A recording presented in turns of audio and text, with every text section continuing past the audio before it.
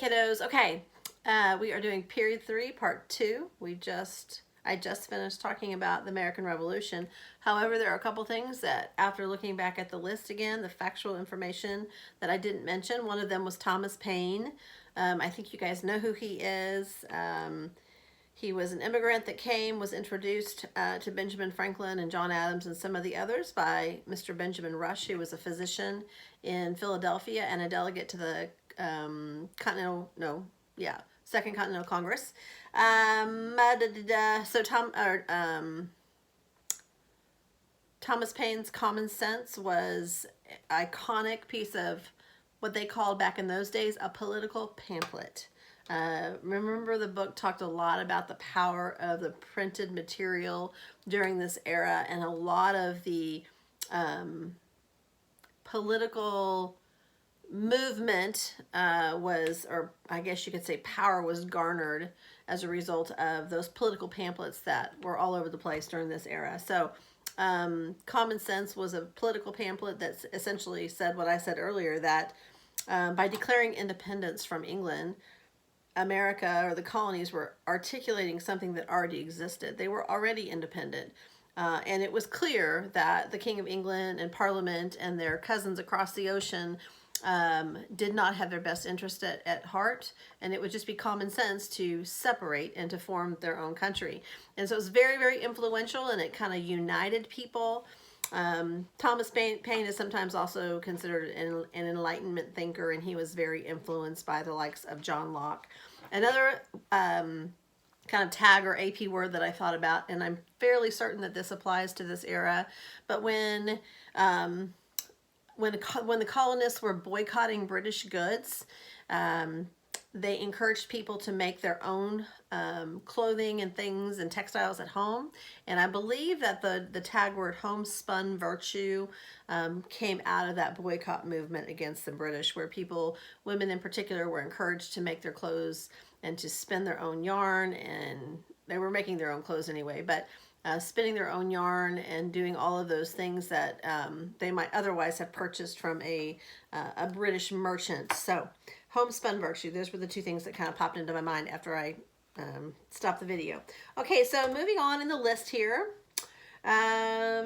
Republican motherhood was a part of this era as well. I would say Abigail Adams most certainly personifies the idea of Republican motherhood, that the ideas of liberty and freedom and democracy and social contract and education in general was a woman's destiny. It was her responsibility. It was her crowning glory to raise up children that were like-minded and believed in freedom and the right for individuals to determine their own destinies and own property and all of that stuff.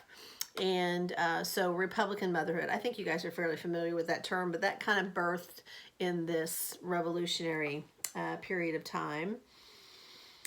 There is, the next term says independent movements in France, Haiti, Latin America. I know that I believe Haiti was the only significant independence movement amongst blacks.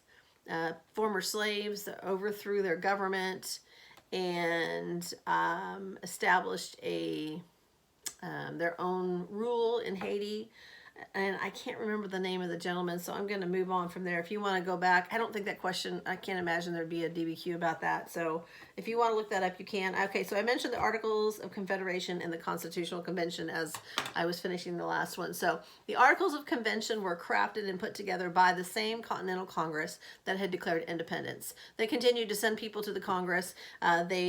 In fact, John Dickinson, who was the voice against independence from Philadelphia, Pennsylvania, worked very diligently, I believe it was him, on the Articles of Confederation and some other people.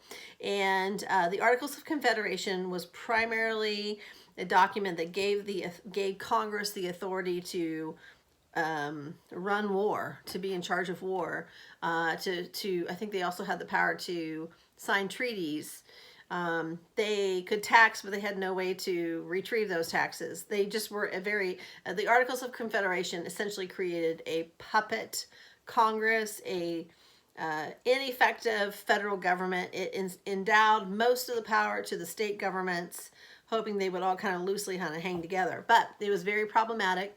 There was no executive branch. There was no federal judiciary. There was no way to regulate trade between states. There was no centralized authoritative figure, no final say. And so each of the states began to operate as independent individual countries. But the one good thing that they called it the Confederation Congress. The primary accomplishment of the Confederation Congress was the Land Ordinance of 1787. There were a couple of them, but essentially the Confederation Congress mapped out a way to divide out and sell off land in the West. And if you recall, states like Maine and Virginia and Pennsylvania, I don't know if it's Pennsylvania, Delaware, Massachusetts, they had all these huge westward land grabs that they claimed were part of their states, but nobody lived there. And so the Confederation Congress had to convince them to relinquish those territories, sell them effectively to the federal government, who would then sell them for a profit, and the government would operate on those funds. And that's why we see our little cookie cutter farms as we look out of the airplanes, because the law dictated that land would be sectioned off in certain pieces and then sold off in blocks, and money was set aside for some sort of educational facilities within these townships, and so that was really their only achievement. And as the war ended, after the war ended, there was a lot of problem with debt in individual states who were unable to pay off their debts from the war, from the American Revolution. Many soldiers of the Continental Army had not been paid. George Washington spent a small fortune paying his officers out of his own stipend because Congress could not effectively raise the money to pay soldiers who were fighting the cause. And so a lot of them went home penniless. A lot of them were farmers who hadn't planted their crops for many a season. And one person in particular was a guy by the name of Daniel Shays, who had fought alongside George Washington. He had received a sword from the Marquis de Lafayette. He was no stranger to conflict, and he was from the western parts of Pennsylvania, which was farm territory, still is today. And at the time in Massachusetts and in other states, there was something called debtor courts. And those courts' purpose was when property owners were not being paid for the land that they had sold to somebody, like say to a farmer, or equipment that they had sold to a farmer, they would take those farmers into court where they would sue them, and if the farmer could not pay them, then their land would be auctioned off. If the farmer still couldn't pay, if it wasn't enough to pay his debt, he could be imprisoned. It was a terrible system, and it was an ineffective system, and it terrified people because they were doing the best that they could under the circumstances, and they still couldn't come up with the money. So farms in western Pennsylvania and across the country were being auctioned off at these auctions related to debtor court systems. And so Daniel Shay raised an army of about 1,000 disgruntled farmers, and they marched into the various cities where these debtor courts were being held, and threatened them if they continued, they were going to march in there and who knows what. And so the court systems all over Massachusetts closed down. The governor was just freaked out. He called on Congress for help. Congress couldn't raise money to send an army to help him. And this went on for about a year. And the fire started to spread to other states. And so you see these little pockets of panic all over the country. Henry Knox famously wrote several letters to George Washington down in Virginia saying, I'm worried that this republic that we fought and many of our friends died for is going to evaporate into 13 separate states that are weak and ineffective and fight one another. And we need to do something. We need to step up and let our concerns be made known. And of course, George Washington was kind of always hesitant to do that. But he was willing to lead if he felt like he was being called to that. And so he was in close communications with Alexander Hamilton, who was from New York, and they conferred back and forth. And so they set up a meeting of the minds. I'm not going to go into that particular meeting, but that meeting led to Alexander Hamilton extending an invitation to all of the delegates that were part of the Congress to meet in Philadelphia and discuss the problems of the Articles of Confederation. I believe every state attended with the exception of, I don't think Rhode Island sent delegates to it. So there were 55 of them, I believe, that attended. And right off the bat, they recognized this Articles of Confederation is terrible, and the only way we can amend it is if all 13 states agree to the amendment. And they knew that wasn't possible. And so within probably 48 hours, in secret, with the doors closed and the windows shut, they decided to tear that Articles of Confederation up and start from scratch. So they spent the remainder of the summer fighting and screaming, and some of them leaving in disgust, and the states' rights people versus the we need a stronger federal government people. And ultimately they hammered out what became known as the U.S. Constitution. Now, a little guy by the name of James Madison, who always wore black everywhere he went, he was a little tiny guy, probably 5'4", had been studying republics and throughout history and antiquity, what worked, what didn't work. He had studied a lot about the British model, the constitutional monarchy. Of course, we weren't going to have a monarchy, but how their system worked with Parliament, and had basically came with something he referred to as the Virginia Plan. He was from Virginia. He was a very good friend of Thomas Jefferson and a neighbor of his. They lived a few miles apart. Their plantations, their estates. And he presented the Virginia Plan to the Constitutional Convention, at which George Washington had agreed to oversee as the president of the Constitutional Convention, to kind of give it some authority. And for the most part, Madison's Virginia Plan was adopted.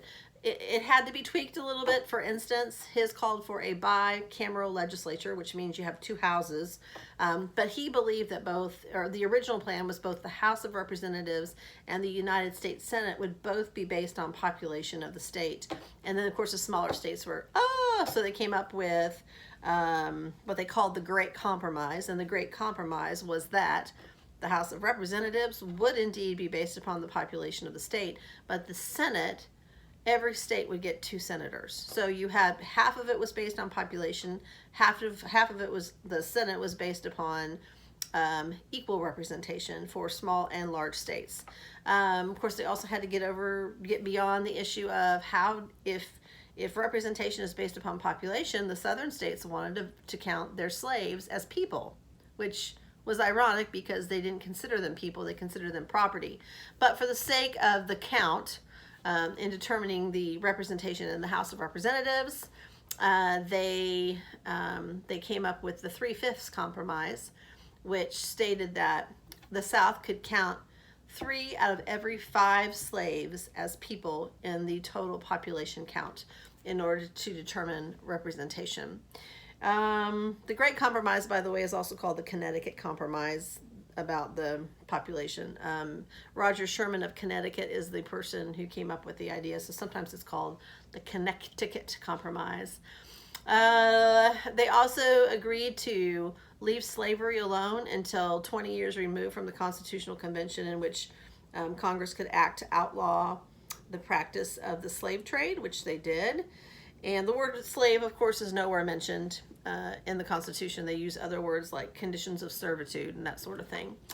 And so finally, at the end of the summer of 1786, I believe it was, I think about this, 1787, I'm sorry. At the end of summer of 1787, Congress adopted this Constitution, this new Constitution. They made the announcement, and they sent copies of it to all of the state legislatures, where they began to debate in state conventions and state legislatures. Actually, it was state conventions, whether or not to adopt this new Constitution. And the next few words here are Federalist and Anti-Federalist. So in this situation, the Federalists were people who were in favor of a new federal constitution. Those were Alexander Hamilton, James Madison, John Jay, who wrote the Federalist Papers. And the Anti-Federalists were people from Virginia and New York, the larger states such as, just lost his name, Patrick, Henry, and some others that argued loudly and screamed loudly that federal government was trying to take power away from the state governments, which they were. And eventually James Madison, who pleaded with them to adopt this new constitution for the sake of history and posterity and for saving our country, they finally did agree. All of the states finally voted for the Constitution. But James Madison had to promise them that he would introduce a federal Bill of Rights to add to the Constitution once the Constitution was ratified. Each of the individual states had Bill of Rights in their constitutions, but these anti-federalists believed it was important to have a common Bill of Rights that applied equally across all of the states.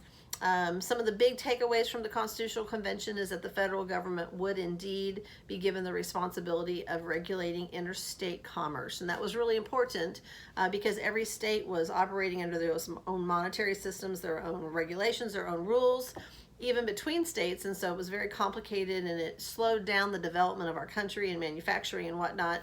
And so the federal government was going to regulate interstate commerce. Of course, the Constitution also created an executive branch, and the president had the privilege of picking his own cabinet with the confirmation of the Senate. He began to develop, departments once George Washington was elected, the first president elected. So once all of the states ratified it, actually a couple of them didn't ratify it. South Carolina and Rhode Island, I think, didn't ratify the states until the Constitution until after the Constitution became the law of the land. There's a famous cartoon, I don't know if you remember, all these pillars were lined up, Roman pillars, and the last two were Rhode Island and Connecticut, and they were the final two that needed to adopt the Constitution. But it passed with 3/4 of the states, so it was already the law of the land. So, okay, so that's the Federalists and the Anti-Federalists in this situation. There was also a conversation, I don't even see it on here, but we'll get to that in just a minute. Federalist Papers, already mentioned that. Alexander Hamilton wrote most of the Federalist Papers. They were 85, I think. Essays about basically arguing for this new Constitution. James Madison wrote a few, and John Jay wrote just a handful before he fell ill for a while. The Bill of Rights was introduced in the first Congress in 1789, and it was passed. Well, 10 of the 12 amendments that James Madison introduced were passed. John Adams became the first vice president at the time.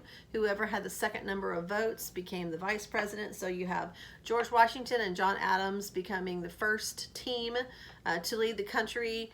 And George Washington took his oath of office in 1789 and became the first president. He's the first and only president to be elected. Obviously, he's the first, but he is the only president to be elected unanimously. It wasn't very long before the party system developed. Now, as you guys know, George Washington was not a fan of the party system. In his farewell address after serving 8 years or 2 terms, he warned the country about the problems of a two-party system, political party system. He was very much afraid of it and warned against it. Nonetheless, it came to be. George Washington, John Adams wing of the government were considered Federalists because they believed in a more powerful federal government. Thomas Jefferson was the iconic leader of the unspoken Democratic Republican Party, which is going to change in name eventually. So at first you have the Federalists and the Democratic Republicans with Thomas Jefferson as their lead. The first cabinet that George Washington had was, of course, John Adams as vice president. Thomas Jefferson was his Secretary of State, so he dealt with other countries. His Secretary of the Treasury was the brilliant Alexander Hamilton. His Secretary of War was his very good friend, Henry Knox, who had served with him in the American Revolution. And his first Attorney General was Edmund Randolph. President Washington had to wait for Congress to pass a law to create a federal judiciary because the Constitution was a little bit vague about that. And so he got to appoint Chief Justice, and eventually I think John Jay is appointed Chief Justice, and other justices of the Supreme Court. let me think here. Of course, probably some of the big things related to George Washington's administration is certainly the Whiskey Rebellion. Alexander Hamilton has suggested an excise tax on whiskey, which is a specific tax that targets a specific thing. And so the farmers of Western Pennsylvania that created whiskey through their, I guess, grain, said they weren't going to pay it. And George Washington understood that as the head of the executive department that is expected to enforce the laws of Congress, that he was going to have to enforce this law. And so he raised up an army. He marched himself with thousands of people behind him, and he marched towards Pennsylvania. And when word got out that an army was headed their way, they essentially dropped their pitchforks, went home, and said, okay, we'll pay the stupid tax. So very important precedent that the president enforces the laws that are passed by Congress. And the excise tax was a law that had been passed by Congress. Of course, Washington kept us out of the war with the British. If you remember Edmund Genet, who was a French diplomat who tried to recruit Americans to come fight against the British with the French armies.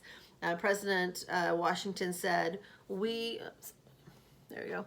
We are going to remain neutral in your war with the British, and the French were very unhappy with us, to put it mildly. I'm trying to think what else with Washington. Oh, the National Bank, of course, was a big deal. So Alexander Hamilton, this is a really important part of Washington's administration. Hamilton believed in a strong Bank of the United States that would assume the debts of the states, establish credit, so that we could then, in turn, borrow money from established countries, because his future, his idea of what America would be a very powerful industrial trading country. Thomas Jefferson perceived a rural farming country. And so they saw things very differently and argued a lot about it. But Alexander Hamilton won George Washington's ear, and George Washington supported the idea of a national bank. Thomas Jefferson finally agreed to it with the understanding that the federal capital that was being planned would be built in the South. He thought that having the nation's capital in the South would offset any, or at least attempt to offset the power that a national bank might have in producing an industrial North that would make more money than the South. So, okay, then John Adams comes to the presidency after George Washington sets that two-term precedent, and he's kind of the heir apparent. And he served as the vice president very well for 8 years. And some of the things involved with John Adams, he was not a very liked man, as you guys know. He said what he thought and didn't have much of a filter. Always thought he was right. Most of the time he was right, but he tended to be very kind of, it's my way or the highway. And so he burned a lot of bridges. But Thomas Jefferson was elected his vice president, and by this time parties were being established, and Thomas Jefferson did not see the things the way that John Adams did. John Adams did not want to go to war either, but he found himself in a tricky situation when he sent some diplomats to France to negotiate with Mr. Talleyrand, who was the French foreign minister, and agents approached his diplomats and said that they could only speak to the French foreign minister if they would pay this big fee, this big sum of money. And it was scandalous because the Americans were being bribed and treated like insignificant little nothings. How dare they do that? And so the XYZ affair, because the gentleman that asked for the payoff, they were described as XYZ in the letter. And so John Adams was put in a really big pickle because Americans were terribly offended by this offense, and so they began to want to arm themselves for war with the French. And John Adams was like, no, I don't want to go to war, but he felt he needed to prepare, and so he went ahead and he began to convene an army, a standing army, which George Washington was very much opposed to originally. He believed a standing army would incite our possible enemies to think that we were preparing for war. But in a weird turn of events, John Adams appointed George Washington as the overseer of this army, but Alexander Hamilton was technically in charge because George Washington was coming along in age. Right about the time that George Washington suddenly died, he died, as you know, of strep throat, the French, Napoleon, the new leader of France, sent a letter via John Adams' son, who was serving as diplomat, that everything was fine. He didn't want to go to war with America. It was just a fight between cousins, and he considered them a friend, and he signed a peace treaty. And so John Adams successfully kept us out of war with France, and he dissolved his standing army, and he kicked Hamilton to the curb, who was infuriated that this new army that he was going to be in charge of had been dismantled. So John Adams and Alexander Hamilton came to hate each other. Thomas Jefferson became disillusioned with John Adams when members of the Federalist Party in Congress and George Washington's holdover cabinet, that was now John Adams' cabinet, decided that he should sign into law the Alien and Sedition Acts, which would criminalize political speech, would alienate French immigrants that were trying to become citizens, go after newspaper publishers, just a whole host of horrible things that violated all of our Bill of Rights. It wasn't John Adams' idea. It was his party's idea, and it was concocted in Congress, where the Federalists controlled the majority. And John Adams, even to Abigail encouraged him, signed the law, and it was his death sentence. Thomas Jefferson began to work behind the scenes to have him removed from office and to run against him. Alexander Hamilton printed salacious things about John Adams that were not true, hyperbolic conversation, terrible things about John Adams, and as a result, John Adams ended up losing the election. If you recall the scene, John Adams and Abigail were the first ones to move into the White House. They lived in the East Wing. He chose not to attend Thomas Jefferson's inauguration. Also, side note, if you remember Thomas Jefferson and, I forgot his name. Who killed Alexander Hamilton? Why can't I remember his name? Anyway, in a runoff election, Thomas Jefferson won on the 36th ballot. It was a tie between Aaron Burr. So Aaron Burr, who was going to be Thomas Jefferson's vice president, and Thomas Jefferson tied in the electoral count, and then Aaron Burr thought, maybe I want to be president, and so he decided to go for it, and it took 36 times of voting in the House of Representatives until finally they chose Thomas Jefferson to succeed President Adams. President Adams did not attend the inauguration. He went back home to his family quietly early in the morning on Inauguration Day. Okay, let me see. Ooh. I think I covered more than I needed to, so I think I did. Okay. All right, I think I'm going to call it quits there. It's 26 minutes now, so that is period 3, part 2, Constitutional Convention through George Washington and John Adams administrations, required factual information. So I'm going to send this to you, and I've got to go make a test for my 9th grade geography students. So I'll try to make some more videos tomorrow. Bye.